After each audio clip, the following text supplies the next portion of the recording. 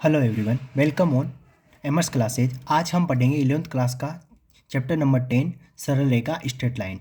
ये चैप्टर आपके 10th class में और कंपटीशन एग्जाम में भी बहुत उपयोगी है, तो इसको ध्यान से सीखें। देखिए सरल रेखा होती क्या है, हम ज़्यादा टाइम वेस्ट नहीं करते हुए आज इसका इंट्रोडक्शन सीखेंगे चैप्टर का। ठीक है, आगे बढ़ते हैं। देखो इसमें क्या है कि सरल रेखा होती क्या है उसके बारे में जानेंगे। सबसे पहले डेफिनेशन लिखने का कोई मतलब नहीं, इसका कहीं पर भी नहीं पूछी जाएगी। बस ये है कि अगर कोई दो पॉइंट दिए हुए हैं, हमको ए और बी दिया हुआ है, गिवन है दो पॉइंट ए कोमा बी।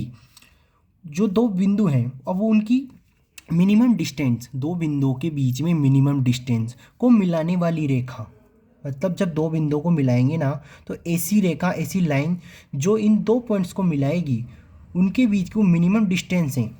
तो ये मिनिमम डिस्टेंस कुछ भी मान लो, एक्स वाई कुछ भी, तो ये जो मिनिमम डिस्टेंस के लिए हमने जो रेखा खींची ए और बी को मिलाने के लिए, यही इसकी क्या है, यही इसी रेखा को हम क्या बोलते हैं, सरल रेखा।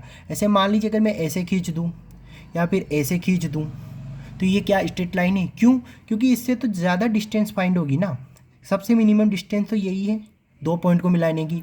तो इससे मिलकर ही क्या बनेगी, एक रेखा। उसको क्या बोलेंगे हम, सरल रेखा यानी स्ट्रेट लाइन। ठीक है, क्लियर हो गया। ठीक है, आगे बढ़ते हैं।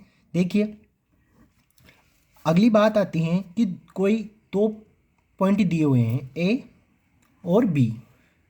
ए और बी कोई पॉइंट दिए हुए, इनके निर्देशांक दिए हैं, कोऑर्डिनेट x1 कोमा y1 और इसका दिया है x2 कोमा y2। तो ये रेखा है ए और बी, कोऑर्डिनेट को मिलाने वाली रेखा है, जिस पर कोई बिंदु इस रेखा को m/n में डिवाइड करता है। इस लाइन को इसमें विभाजित करता है m/n में। तो उस बिंदु के कोऑर्डिनेट फाइंड करने हैं हमें। इसको मान लेते हैं हम p। तो पूछ रहा है कि कोई लाइन से, स्ट्रेट लाइन्स, उस पर दो पॉइंट है ए और बी को मिलाने वाली एक स्ट्रेट लाइन में, जिस पर m/n में विभाजित करने वाले, डिवाइड करने वाले पॉइंट के निर्देशांक बताइए। तो इस पॉइंट के निर्देशांक कैसे निकालेंगे, तो इसको हम ये भी याद रखना, हिंदी में बोलते हैं हम इसको अंतः विभाजित रेखा को होता है, रेखा को अंतः विभाजित करने वाले बिंदु के निर्देशांक।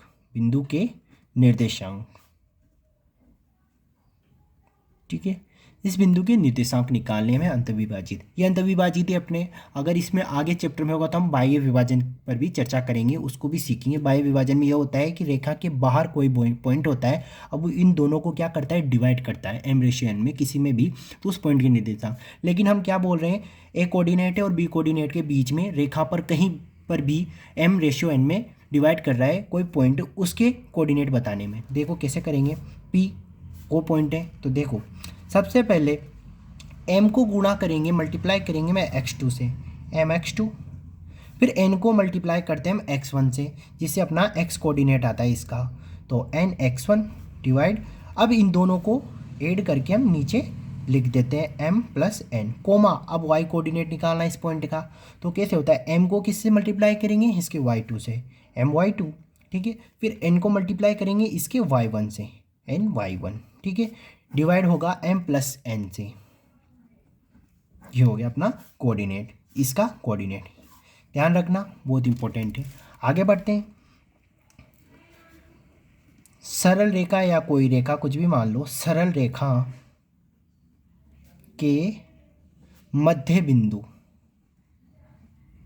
अगला पॉइंट, अगली हेडिंग है अपनी, मध्य बिंदु के निर्देशांक फाइंड करने हैं हमें, निर्देशांक। ठीक है, इसके कोऑर्डिनेट निकालने हैं कि कोई रेखा है, कोई लाइंस दी हुई है हमको, जिसके लास्ट के जो पॉइंट हैं उनके कोऑर्डिनेट है x2 y2 और इसका है x1 y1। ठीक है, x1 y1।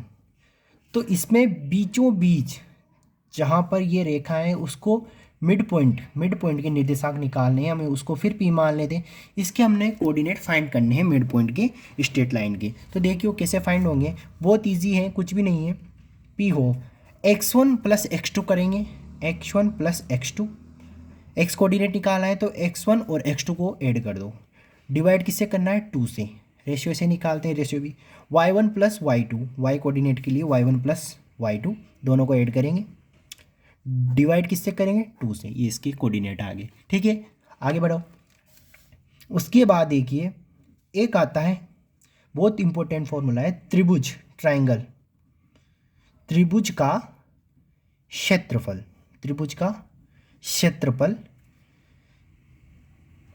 निर्देशांक को, तीन निर्देशांक दिए होते हैं, तीन बिंदुओं, कुछ भी बोल दो, बिंदुओं के निर्देशांकों की सहायता से त्रिभुज के तीन कोऑर्डिनेट दिए हुए हैं। जैसे मान लो ए हम मान लेते हैं x1 y1, बी दिया हुआ है x2 y2 और सी दिया हुआ है हमको x3 y3। ये क्या है, तीन पॉइंट है ए बी सी ट्राइंगल पर, तीनों शीर्ष है उसके, तो उनके कोऑर्डिनेट है x1 y1, x2 y2, x3 y3। जैसे देखिए ट्राइंगल दिया हुआ है हमको, उसका ए कोऑर्डिनेट दिया है हमको x1 y1, बी कोऑर्डिनेट दिया है x2 y2 और सी कोऑर्डिनेट दिया है x3 y3। ठीक है, इससे हमको क्या करना है, ट्राइंगल का एरिया ऑफ ट्राइंगल फाइंड करना है हमको। तीन पॉइंट दिए हुए हैं ए बी सी, उनके कोऑर्डिनेट से। ठीक है, तो देखो कैसे करते हैं। त्रिभुज का क्षेत्रफल, सबसे पहले करो हाफ से, हाफ लिखना है। ठीक है, उसके बाद देखो यहाँ पर मोड भी लगा सकते हो पहले। ठीक है, यहाँ पर मोड होना चाहिए, लगा सकते हैं, मोड लगाना जरूरी भी है वैसे, क्योंकि देखो लगा लेना, चलो मैं भी लगा देता हूँ मोड, क्योंकि मोड इसलिए लगाते कि यू एरिया कभी भी नेगेटिव नहीं होता, पता है ना, डिस्टेंस और एरिया कभी भी नेगेटिव नहीं होते। ठीक है, तो देखो उसके बाद देखो सबसे पहला क्या करना है, ए पॉइंट लेते हैं। ए पॉइंट का क्या लो, x1, ए पॉइंट का हमने लिया x1।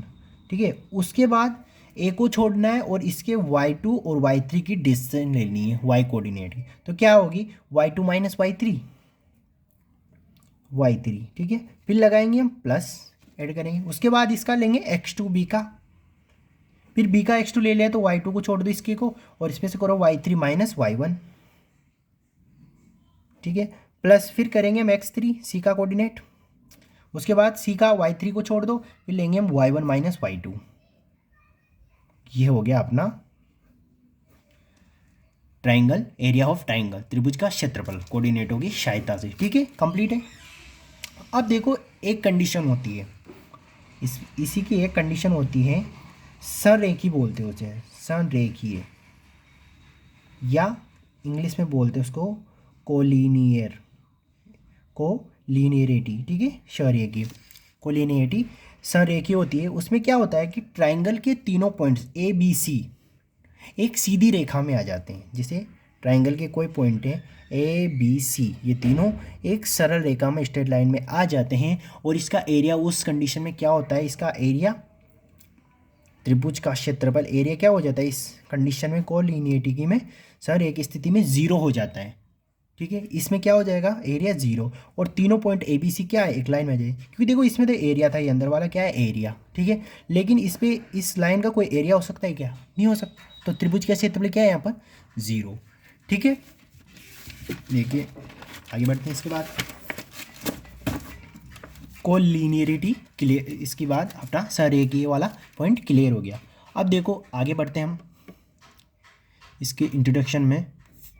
उसके बाद देखो अगला पॉइंट आता है अपना श्लोप, श्लोप के बारे में समझते हैं। श्लोप, इसको हिंदी में बोलेंगे हम ढाल। ठीक है, ढाल, स्लोप, रेखा का ढाल या रेखा का स्लोप, स्लोप ऑफ लाइन। देखो